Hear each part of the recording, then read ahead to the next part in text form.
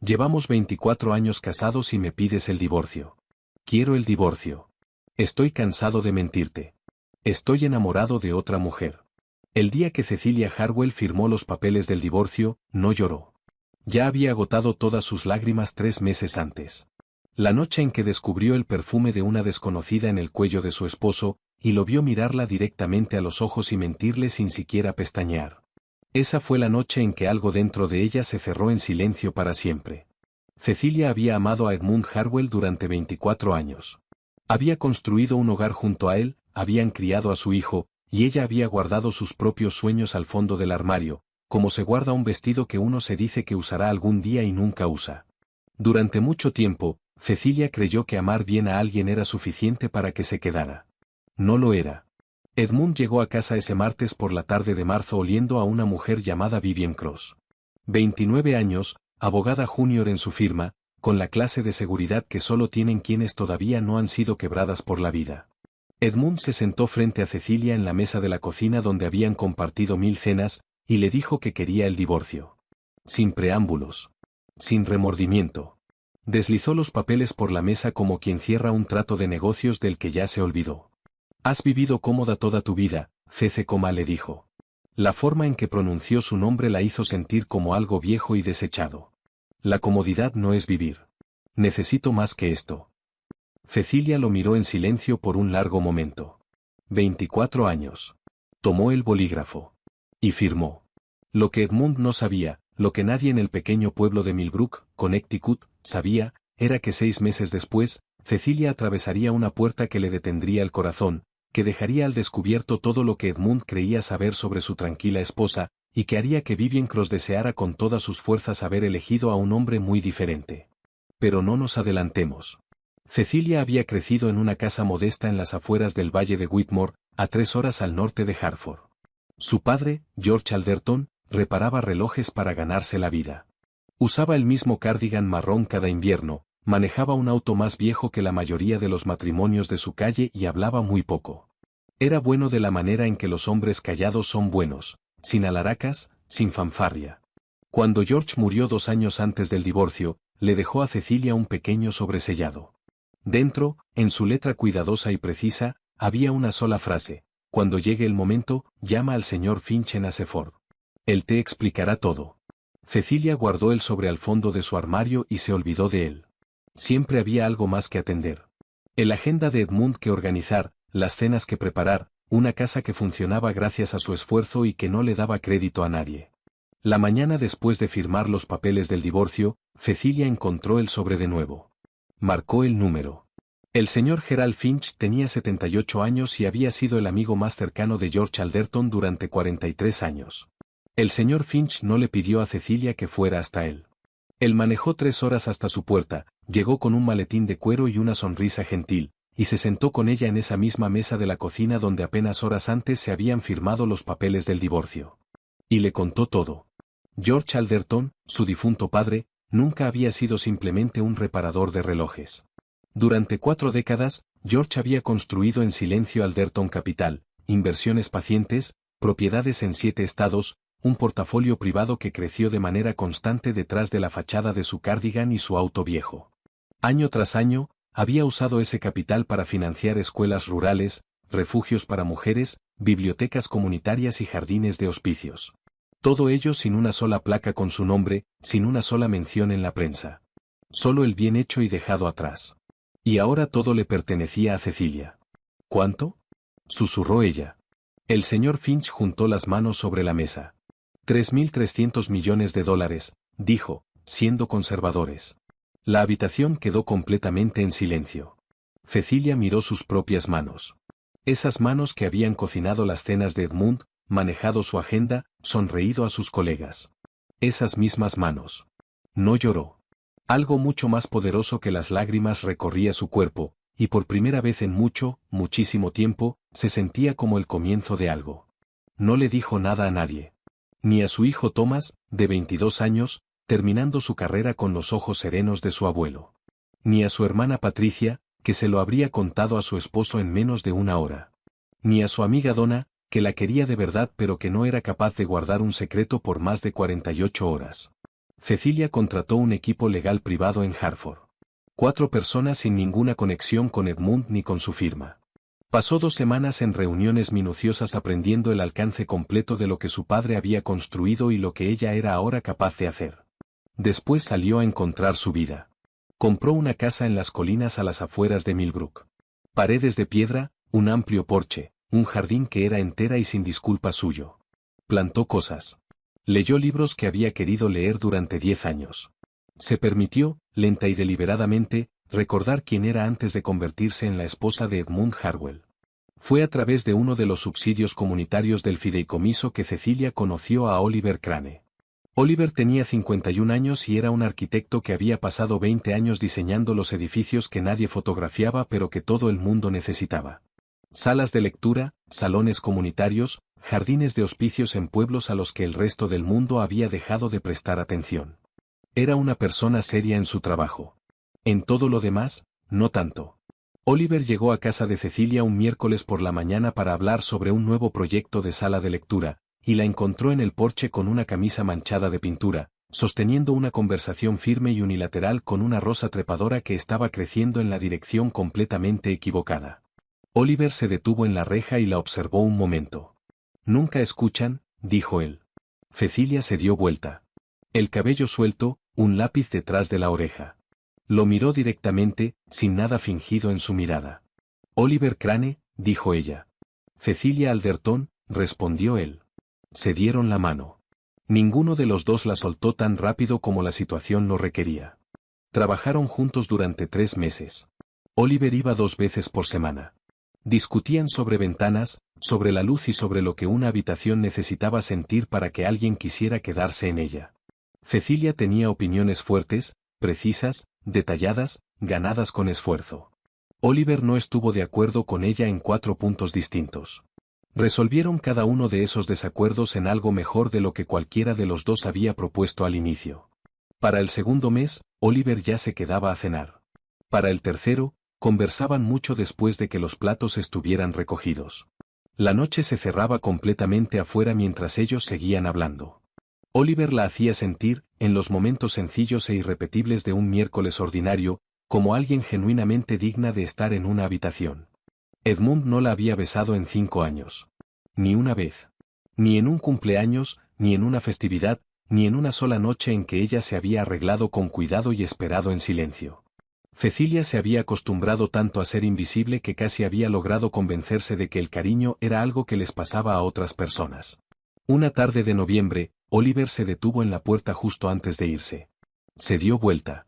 La miró bajo la cálida luz del pasillo. «Me gustaría llevarte a cenar», dijo tranquilamente, «una cena de verdad. No una de trabajo. Una en la que no esté mirando planos». «¿Y qué estarás mirando entonces?», preguntó ella. «A ti», dijo él, simplemente. Cecilia guardó silencio por un momento. Luego dijo, «El sábado. A las 7». Oliver asintió una vez y salió hacia la noche fría. Cecilia cerró la puerta y se quedó apoyada contra ella. Con la mano plana sobre el pecho, sintiendo algo que hacía tanto tiempo no sentía, que casi había logrado convencerse de que ya se había ido para siempre. El sábado llegó. Oliver apareció con un abrigo oscuro y le trajo una sola flor, un lirio blanco. No rosas. Él había notado que Cecilia tenía una relación complicada con las rosas y no dijo nada al respecto. Simplemente se la entregó y esperó. Fueron a un pequeño restaurante italiano. Velas encendidas, una mesa en la esquina que parecía haber estado esperando exactamente esa conversación. Hablaron durante 4 horas. El tipo de conversación que fluye fácil, no porque los temas sean ligeros, sino porque la persona que tienes enfrente hace que cualquier tema se sienta seguro. Oliver la acompañó hasta su puerta al final de la noche. Se quedaron de pie en el porche bajo el aire frío, el cielo de Connecticut nítido y lleno de estrellas. Oliver extendió la mano y apartó con suavidad un mechón de cabello de la cara de Cecilia. Su mano se posó en su mejilla por un instante, cálida contra el frío de la noche. «Cecilia», dijo. Solo su nombre. Ella no respondió. Simplemente cerró los ojos. Oliver la besó lenta y suavemente. El tipo de beso que no tiene ningún otro lugar a donde ir, y lo sabe. Cecilia había olvidado que un beso podía sentirse así. Como ser vista. Como ser elegida. Como llegar a algún lugar hacia el que no sabías que habías estado viajando. Cuando Oliver se separó, Cecilia mantuvo los ojos cerrados un segundo más. Luego los abrió, y él estaba sonriendo. La sonrisa callada que vive más en los ojos que en la boca. Buenas noches, Cecilia. Buenas noches, Oliver. Cecilia entró a casa, se apoyó contra la puerta cerrada y sintió los latidos de su propio corazón anunciándose como si la estuvieran presentando a sí misma por primera vez. Pasaron las semanas, y en silencio, en el trasfondo, algo grande se estaba preparando. El señor Finch llegó a Cecilia con una idea, una gala. Una velada formal de presentación organizada por el Fideicomiso Alderton Capital, que reuniría a todos los propietarios de tierras, desarrolladores, inversionistas y socios comerciales cuyo trabajo tocaba los intereses del fideicomiso en toda Nueva Inglaterra. Muchos de ellos habían hecho negocios con el fideicomiso durante años sin saber jamás quién estaba detrás de él, quién lo poseía, quién en última instancia sostenía el poder. Era hora de que lo supieran. Usted no es una nota al pie de página, Cecilia, dijo el señor Finch con firmeza, usted es toda la historia. Ya es hora de contarla como se debe. 300 invitaciones salieron. Ejecutivos, líderes cívicos, arquitectos, propietarios de tierras, inversionistas. Entre los nombres de la lista de invitados estaba la firma de Edmund Harwell. Edmund aceptó la invitación sin pensarlo dos veces. Llegaría esperando una velada de negocios de rutina. Con Vivien Cross del brazo, esperando, como siempre, ser la persona más importante en la sala. Cecilia leyó el nombre de Edmund en la lista. No dijo nada. Dejó la lista sobre la mesa y fue a buscar un vestido. La gala se celebró en el Grand Artfield, en el centro de Hartford. Arañas de cristal, pisos de mármol, 300 personas, ejecutivos, propietarios de tierras, líderes cívicos, inversionistas, arquitectos. Edmund llegó en un traje gris carbón, Vivien a su lado con un vestido negro. Su sonrisa más pulida ya estaba en su lugar. Edmund encontró una mesa cerca del frente. Vivien le acomodó la solapa. Edmund se sentía, como solía sentirse en salones como ese, completamente en su elemento. Gerald Finch subió al podio y la sala se fue aquietando.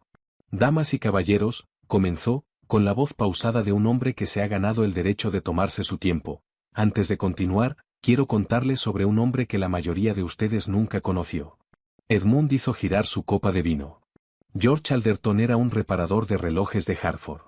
Manejaba un auto viejo. Usaba el mismo cardigan cada invierno. No tenía ningún interés en el reconocimiento, ni en la prensa, ni en que su nombre apareciera en ningún lugar. Pero durante 40 años, George Alderton construyó en silencio uno de los fideicomisos de inversión privada más significativos de Nueva Inglaterra. Lo usó de manera constante, y sin recibir ni una sola palabra de reconocimiento, para financiar escuelas rurales, bibliotecas comunitarias, refugios para mujeres e infraestructura cívica en pueblos que todos los demás habían olvidado. Fue el hombre más extraordinario que jamás tuve el privilegio de llamar mi amigo. La sala estaba completamente inmóvil. George falleció hace 2 años. Todo lo que construyó fue transferido a su única hija. Ella está en esta sala esta noche. Ella es la directora activa de Alderton Capital. Su patrimonio neto es de $3.300 millones. Un murmullo recorrió la sala como una ola. Edmund dejó su copa sobre la mesa. Es una de las mujeres más extraordinarias que he conocido en mi vida. Su padre la crió creyendo que el carácter importa más que el crédito. Y ella ha vivido cada día de su vida según ese principio. El señor Finch miró hacia el fondo de la sala. Damas y caballeros, reciban con todo lo que esta sala tiene a la señorita Cecilia Alderton. Las puertas se abrieron. Cecilia entró. Los aplausos comenzaron antes de que la sala hubiera terminado de procesar lo que estaba viendo. Esa respuesta instintiva ante algo que domina un espacio antes de haber dicho una sola palabra. Llevaba un vestido azul real, estructurado en los hombros, que caía hasta el suelo y capturaba la luz de los arañas con cada paso. El cabello elegantemente recogido, el maquillaje delicado. Cecilia se movía con la autoridad callada de una mujer que, finalmente, después de mucho tiempo, había dejado de hacerse más pequeña para caber en la idea que otro tenía de ella. Cecilia cruzó ese piso de mármol como si siempre hubiera sabido que ese era exactamente el lugar al que se dirigía. 300 personas se pusieron de pie. Edmund Harwell no. Edmund quedó congelado en su silla. El color había abandonado su rostro por completo. Estaba mirando a la mujer a quien había llamado cómoda. A la mujer a quien había deslizado los papeles del divorcio por una mesa de cocina. Esa misma mujer estaba ahora entrando a una sala de 300 personas como si fuera dueña del suelo bajo cada uno de sus pies. Porque lo era. Edmund, ¿la conoces? Vivien se inclinó hacia él. Edmund no respondió. Cecilia habló desde el frente de la sala, con claridad, con calidez, sin una sola palabra de más. Habló de la visión de su padre, del fideicomiso, del trabajo que ella tenía la intención de continuar. No actuó. Cada palabra llevaba el peso de alguien que se había ganado el derecho de pronunciarla. Cuando terminó, 300 personas le dieron una ovación de pie. Edmund cruzó la sala. Dejó a Vivien sin decirle una palabra, sin siquiera mirarla, y avanzó rápidamente entre la multitud hasta llegar a Cecilia, cerca del borde del escenario. Cecilia se volvió. El rostro de Edmund estaba completamente deshecho. La compostura de 24 años de matrimonio había desaparecido. La miraba de la manera en que mira un hombre cuando el costo total de una decisión le cae encima de golpe. Mírate, dijo, con la voz apenas firme. ¿Cómo pasó esto, Cece? ¿Cuándo se volvió tuyo todo esto? Compartí una vida contigo durante 24 años, y nunca lo supe. Nunca siquiera pregunté. Cecilia lo miró con calma. No con frialdad, no con dureza. Simplemente con claridad. Pasó, Edmund, dijo en voz baja, porque siempre estuvo ahí. Tú simplemente nunca pensaste en mirar. Cometí un error. Un error terrible. Lo sé. Cece, lo siento muchísimo. Los ojos de Edmund estaban húmedos. Las personas cercanas observaban. A Edmund no le importó. Extendió la mano hacia la de Cecilia. Y luego, lentamente, frente a 300 personas, Edmund Harwell se arrodilló. Un silencio se extendió por la sala como una respiración contenida. Estaba equivocado, dijo Edmund, con la voz quebrada, sobre ti. Sobre lo que tenía. Sobre lo que importaba. Por favor, Edmund. La voz de Cecilia era suave, gentil, definitiva. Como el sonido de una puerta que se cierra correctamente por última vez. Levántate. Edmund la miró desde abajo. Por favor, levántate, dijo Cecilia de nuevo, porque yo no soy Dios. Edmund se puso de pie. Te perdono, dijo Cecilia. Y lo decía en serio, con cada palabra. Pero el perdón no es lo mismo que volver atrás. Y yo no voy a volver atrás. Cecilia sostuvo su mirada un momento firme y sereno. Te deseo lo mejor, Edmund. De verdad que sí. Y se alejó. Oliver Crane había estado observando desde el otro lado de la sala. Se abrió paso hacia ella, sin prisa, con certeza. La manera en que un hombre camina cuando sabe exactamente hacia quién se dirige. Traje azul marino. La energía tranquila de alguien que había pasado 20 años construyendo cosas que importaban y que no necesitaba la aprobación de nadie al respecto. Oliver tocó levemente el codo de Cecilia. Ella se volvió, y todo su rostro cambió. No de manera dramática. Solo con calidez. La manera en que una habitación se siente diferente en el momento en que entra la persona correcta. Fuiste extraordinaria, dijo Oliver en voz baja. Gracias, Oliver, respondió ella suavemente. Oliver le ofreció la mano. ¿Podemos bailar? Cecilia echó un vistazo a la pista donde la orquesta había comenzado a tocar. Un vals lento y majestuoso. Debo advertirte, dijo ella, que estudié ballet durante 12 años. Debo advertirte yo, respondió Oliver, que no tengo absolutamente ninguna idea de lo que estoy haciendo. Cecilia soltó una carcajada. Libre y plena. El tipo de risa que había estado ausente de su vida durante años y que ahora simplemente había vuelto del todo. Entonces sígueme, dijo ella. Cecilia tomó su mano. Bailaron. Cecilia se movía con una gracia tan natural que ya no parecía esfuerzo. Oliver no tenía entrenamiento, pero sí tenía fuerza y atención, sosteniéndola con la seguridad de un hombre que quizás no conozca los pasos, pero que tiene absoluta certeza sobre la persona que tiene entre los brazos. Encontraron su ritmo rápidamente. La sala lo notó. Las conversaciones se fueron apagando, las cabezas se volvieron. En un momento, Oliver dijo algo en voz baja cerca del oído de Cecilia que la hizo reír y echar la cabeza hacia atrás, y Oliver la acercó un poco más cuando lo hizo, y la sala lo sintió. Ese reconocimiento silencioso e inconfundible de dos personas que están exactamente donde deben estar. Edmund estaba parado al borde de la pista de baile, mirando. Miraba a Oliver observar a Cecilia de la manera en que Edmund no había mirado a nadie en años, con atención completa, sin dividir, sin apuro. Y Edmund entendió, con una claridad que iba más allá del pensamiento, exactamente lo que había hecho. No el dinero. No los 3.300 millones que habían estado guardados en silencio dentro de la mujer a quien había llamado cómoda. Ella. Solo ella. La había desechado. Unos momentos después, Edmund se fue antes de que terminara la gala. No se despidió de nadie.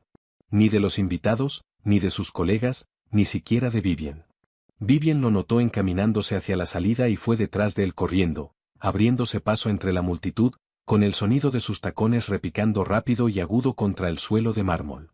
Edmund. Vivien lo tomó del brazo en la puerta. ¿A dónde vas? La velada no ha terminado. Edmund siguió caminando. Vivien lo siguió hasta afuera, a la fría noche de Hartford.